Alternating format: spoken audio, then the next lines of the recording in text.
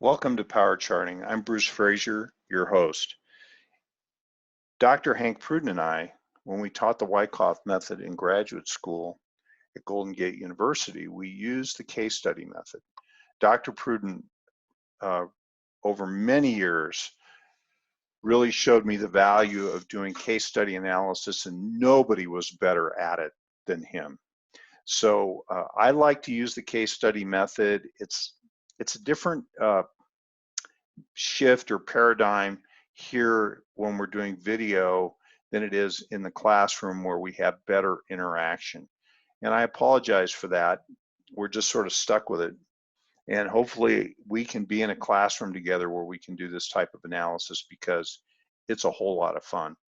And I have 3 case studies for you today that I would like to do for our September 20th episode. And the 3 case studies, one's distribution, one's accumulation, one's reaccumulation. So there's a little bit of everything here, but they're all case studies where we actually looked at these charts and marked them up in real time way back when. And so you'll be able to see where we were, how we evaluated them, and then from there, what happened next, how they turned out. So with that in mind, there's an announcement. The Wycoff market discussion is a special webinar session that Roman Bogomazov and I do every Wednesday at 3 p.m. It's just a wonderful place for Wycoffians to assemble together and discuss all things Wycoff. Roman and I talk about the markets, where they're at. We talk about different subjects that are important. You, as attendees, can submit your charts that you have marked up, and we can evaluate them together. And so we have trading mastery as an important part of this whole process, how to do better trade selection, better trade entry, campaign strategy, and mastery through repetition and refinement. It's really a lot of fun that we have together. We're having a special, and the special is 3 for $30, and it's the episodes of 9/25, October 2nd, October 9th. And so come for these 3 sessions. We think that after you come check us out, you're going to be hooked, and you're going to want to be part of our group. So join the Wycoff Nation for this wonderful get-together that we do. We think you're really going to like it. Go to wycoffanalytics.com to sign up. If you have questions, you can go to wycoffassociates@gmail.com. Okay, today's agenda. We're going to look at 3 historic case studies and bring them up to date: Overstock, SHAK, and Nike. And then if we have time, we're going to go to bonus content. We'll see if we can get to that. So here we're starting with Overstock. This is in the spring of 2018, and you can see here that there's a persistent uptrend inside of a trend channel. Just the trend is up, up, up, and we have the first signs of an overbought condition as the trend channel is exceeded here at this area at this preliminary supply point, and this is really indicative of preliminary supply to us by the extent of the decline. Look at the wide-ranging bars and the high volume as supply becomes present and drives down Overstock. Notice that this is the worst decline in the uptrend to date. Then there is another surge upward. Look at this really sharp advance on very high volume that takes us into a buying climax. Thereafter, there's a reaction, which we call an automatic reaction, and this sets the range for the future trading range, which we must determine if it's accumulation or distribution. We would call this reaccumulation. And so we can see that a range-bound condition is now present. So we have resistance forming here over the top. We have support under the automatic reaction low. And there is then an attempt to resume the uptrend in the trend channel. Look, the trend channel just keeps moving forward. So there's a very important rally into an upthrust that exceeds the buying climax. This we call an upthrust, but it lasts a very short period of time, huge volume. This is exhaustion volume, it's stopping volume. This stops the advance. You can see the narrowing of the range, very high volume, stops the advance and turns it back down into the range. There is an attempt at the demand line of the trend channel to rally again, and this rally is of poor quality. Look at how it's not nearly as persistent as the buying climax rally. It gets to the resistance level and fails. Notice the volatility increase as it goes down. Volume is high, especially on the decline. So volatility is increasing and it just breaks right through the support line. Forms what's called a sign of weakness. After a sign of weakness, we often and will expect an attempt to rally. So we can see here that a rally forms into the midpoint of the range, barely, and then it stalls here and goes down to support, attempts to rally again. Well, this rally is really of poor quality. Volume is low across here, and there's a lot of overlap in the advance, and then it just fails to go up anymore. It's in the bottom part of the trading range and outright failure occurs. Well, from a point and figure perspective, we want to take from the last point of supply where the breakdown then follows and then count upward. Now, here's the paradox. In point and figure, if we count this whole distribution, and this is likely all distribution, you can see it's classical in its structure, but we can't take that whole count because if we count from the last point of supply where the markdown starts, and we count across, we're going to get a negative count. And you can check that. You should always check that. But here, we're going to take from the last point of supply up to the upthrust. Because we know at the upthrust that this is where supply is present because we're getting lower highs and lower lows, increasing volatility and weakness. And so this is going to be the count that we're going to take to see what kind of potential there is. So we find these places on our point and figure chart. This is the last point of supply, after which we get a markdown phase that begins. This is the upthrust. This is the buying climax. So we're going to count from the last point of supply up to the upthrust. This is 23 columns. So it's 3-box reversal, 1-point scaling. So we 23 times 3 times 1. So we have 69. The count is 69 and the high here is 89. So we have an initial count that goes down to $20. We could take a count from 63, which is the count line. This is what we would normally do, but we know that if we subtract 69 from 63, we're going to get a negative number. So we need to take we need to find another way to get a midpoint estimate. So here is the low of the trading range, which is 49. 69 is the high of the trading range. That's a 20-point range. We take half of that. So we take 20, we divide, so we would then count the midpoint of this range. So 89 less 20, 69. So we have a count that's exactly 0. So we have a target range that goes to 20 to 0. So that is our target. Okay, so now with that in mind, and this also we can do some other counting assumptions, but this is, I think, the most important one we can do, recognizing that if we take anything larger, we're not going to get useful numbers. So here is what happened. We counted from here up to here. We got a count that went down to 20 here and then went to 0.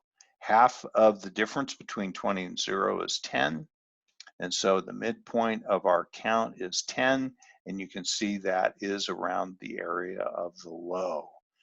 But we can see that our trading range really effectively is between this larger count of 20 and 10. And this is what contains this area. And this is starting to look an awful lot like reaccumulation. So here we can see that there's an attempt now to turn up the relative strength on this stock and turn it up, but this is going to be a subject for another day. But this is a very interesting situation, and I think our point and figure work and our distribution analysis really did give us a very good idea of how far this stock could drop. It went from 89 down to around $9. Very impressive. Okay, so here are distribution schematics. You can go look these up on the in my blogs. And so here, this one is what I believe is the approximation of what we just looked at. There was an upthrust early in the distribution, a buying climax, preliminary supply. We counted from the last point of supply up to the upthrust. You can see there's a very poor rally here, which is exactly what happened. And so you can see here that this count is what ultimately gave us the estimate for how far it could go. But this schematic is really pretty true to what actually happened. Okay, now I want to just make you aware of a reaccumulation schematic. There's actually two of these. Well, they're effectively the same. The thing with reaccumulation, in the case of reaccumulation, there is a stopping action that is very much akin to what happens when distribution starts, which would be here. So buying climax, automatic reaction, acceleration into the buying climax, typically very high volume. So it often causes traders to think that the up move is going to turn into a down move and distribution is taking place. But in fact, what happens, and this is one of my favorite setups to analyze and also to trade, is the reaccumulation structure, because you'll have a big uptrend, a pause, and a period of rest where you shake out the short-term momentum traders, and then the composite operator types that want to accumulate shares for another big move up come in, take their place, take the stock, and then it puts the stock in a position to have another big move. So here in this example, you can see this period of pullback, which actually is long and laborious and is an indication of absorption and the completion of reaccumulation. And then after that, so volatility is early, absorption tends to show up late, volume is diminishing, and then all of a sudden into a new uptrend. So this is a terrific type of a structure to analyze, become familiar with, and trade. And we will do more work on reaccumulation over time. Now, having said that, so here's the buying climax, and the automatic reaction sets the range bound condition for the subsequent future trading range.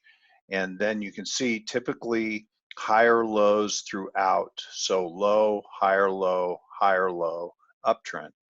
Okay, and then we have, we'll just get through this stuff and move on. Okay, so now we have accumulation.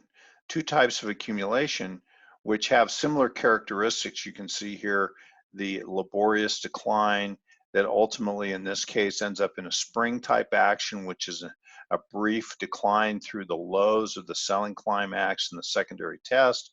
And over here you have a pullback, laborious, makes a higher low, and then you have a series of higher lows throughout as a new uptrend begins. And this is all evidence of accumulation and absorption taking place that's going to lead to a new uptrend. Okay, having said that, let's look at Shake Shack. So in the case of Shake Shack, you can see here decline, selling climax, automatic rally, and this sets up resistance and support, and the trading that takes place is occurring inside of a range-bound condition. Attempts to go down to the support zone are turned back up, and what we want to look for is evidence of exhaustion of the decline. So one of the ways that you can see exhaustion of the decline is that supply is starting to diminish. Very high supply here, very high supply here, and this kicks off the decline, so we want to be very careful. Volume tends to diminish all the way through. That's a bullish sign.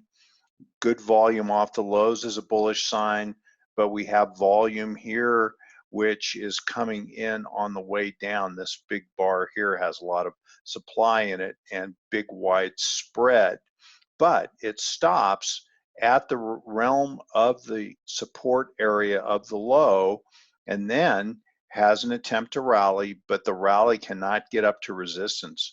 And so it can get to the prior highs, doesn't get to resistance though, so we have to continue to wait. But now notice that this decline kicks off with relatively low volume. Now we're starting to see evidence of supply being exhausted. There's a big volume bar here on this sort of crescendo into the low, but this, we would argue, has elements of support and demand in it. So there's demand as this bar goes down, and the fact that there's very little follow through, tight range, and low volume tells us, is giving us that clue that supply has been absorbed and that this is a stock that could have a better rally, and what we really want to see is the ability to get out of the accumulation range. So here we can see, look at the volume come in now. Volume is starting to come in on the upside, really good expanding, accelerating volume and price. We get a sign of strength that takes out the trading range. It's very constructive. We look for a last point of support to occur after an important sign of strength, which is exactly what this is. Supply comes in, turns it back down, but only to the midpoint of the range. Now we have a higher low. So we have a higher low as prices go down into this last point of support. And a rule of thumb is, after a sign of strength, we look for a last point of support, and this becomes an important buy zone. So here the LPS, which is phase C, is an important buy zone, and then the turn off of this LPS here after a sign of strength is an important buy zone. So as of the time of this chart, we are not out of the accumulation range. This is April 4th, 2018.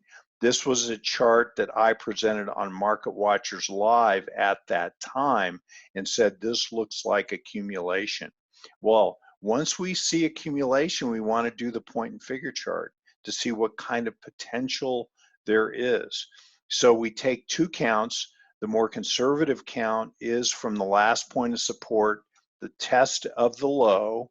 It precedes the sign of strength up and out. We count across here, it gives us a 27 columns. We have 3 box reversal methodology, 27 times 3 times the scaling, which is 1, is 81 points. And that takes us from 31 up to 111, which is the low here at 30 in the count line. So call it 110, 111. And so this gives us this is a conservative count. So this is the smaller count in the accumulation range. Then we have, after the sign of strength, a more important last point of support, bigger count. So we count to the backup or the pullback into the range. One last time, 31 columns, 31 times 3 times 1. This is 93 points of potential, counts to 123, 130. Also, I'd like to point out that there was a distribution here, and it counted one box below the low at $30 even. So really nice distribution count. Okay, so now the question is, what happened since? Well, here is the accumulation area that we evaluated. Here is a reaccumulation area that we didn't see yet. It counted up to $69, and actually there was a small count across here, a segmented count that went exactly to $69. So that was a really nice interim stopping point. Big cyclic reaccumulation type structure. We can take this count across here, and it went up to, as of this period, August 30th, we are at $100. And we have gone through the $100 level since then, I do believe. Okay, so now what happened? So here's our counts. So 123, 130 is off of this accumulation count, and we have a reaccumulation count that goes 110, 126. Well, look at this. We have a stepping stone confirming count. So this smaller count confirms the bigger count. This, when they line up like this often is a good timing tool, but it also suggests that there is higher prices available for Shake Shack. Here's the other cool thing, and that is that this entire area all the way through here may be a big campaign count. And so there's a lot more potential that we could count into this structure. And what we do is we take one bite at a time. So we have accumulation here. It's giving us a beautiful count up to these objectives, which we're close to fulfilling. We have a reaccumulation close to fulfilling, and now we have a bigger count. So we don't want to just throw the stock out, sell it when it gets to these objectives. We want to see how it gets there, see what kind of if we get a buying climax and stopping action, which appears to be what we have here, some kind of a rush into a buying climax. But then we may just get another reaccumulation for another move up. That's very interesting. Okay, we got to move on. We don't have a lot of time left. So here is a classic reaccumulation, and this is Nike. So again, this is from that April 4th period. This was the time of that Market Watchers Live guest appearance that I made. So you can see here that there was an important rally with a climactic surge right here into a stopping action. Here you can see an attempt to go up that fails, and we go into a classic range-bound structure. So here, preliminary support, a selling climax, high volume, automatic rally, which is a sharp advance that stops and is reversed quickly. So here we have a range-bound condition, resistance, support. We draw those automatically. You want to just get so used to doing this. And then look at the secondary test. Undercuts the low of the selling climax, but comes right back in again. Now, look what happens. We have supply present. Supply is present here, wide range, high volume, reasonably high volume. Same thing here, widespread, high volume. And here we have a more important rally. Look at this big bullish bar right here, very high volume. This is a clue of a change of character, that this is a reaccumulation that wants to become a new uptrend potentially. So we have an important rally to a minor new high, but it turns around and comes right back down again. The volume that comes in right near the bottom. So we could argue that this was demand that was coming in on weakness, which is the way that the CO likes to buy. And we can see a lot of volume coming in near the lows. And then off of this last point of support, higher low through here, we can see a turn and look at the volume come in. Wow, it's impressive. So really good volume as it lifts off and goes up to a new high. Well, this is actually in early 2018, so we can see that we stopped along this area right here, and let's see what happened. Okay, so now we can see here is our reaccumulation that occurred over this period of time, rally up in early 2018, went up. We could take two counts. So we had a count that went 82, 84. We have a larger count that we can take all the way across here that goes 100 to 102.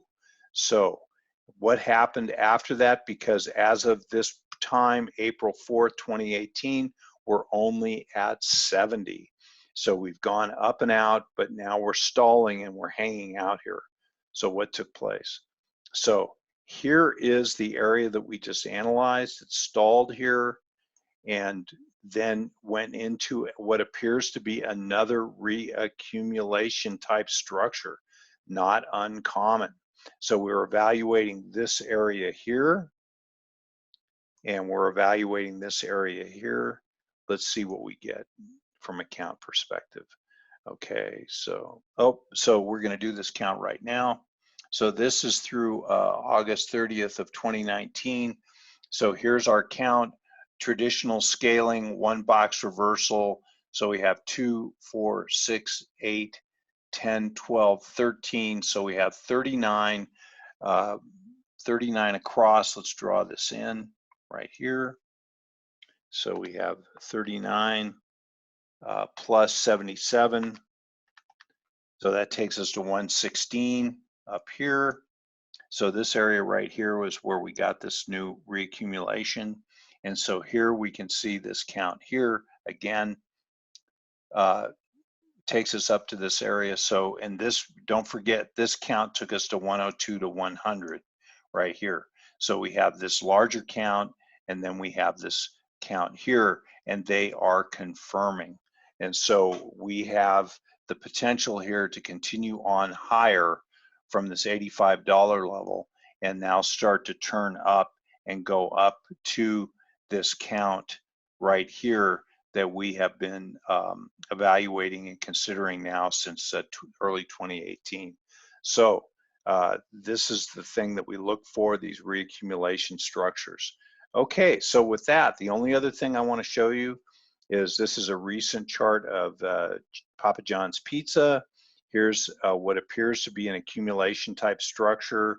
It's unfinished. It's going to go up here into this resistance area and to consolidate, I'm sure, and maybe even come back and build an even bigger count.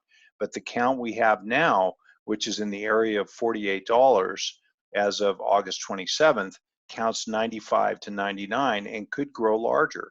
The other thing is this count here, this distribution count, went down and only missed the low of this decline by the minor amount of a couple boxes. So with that in mind, let's say goodbye, and I hope that you enjoy these case studies and can work on them on your own. Take care.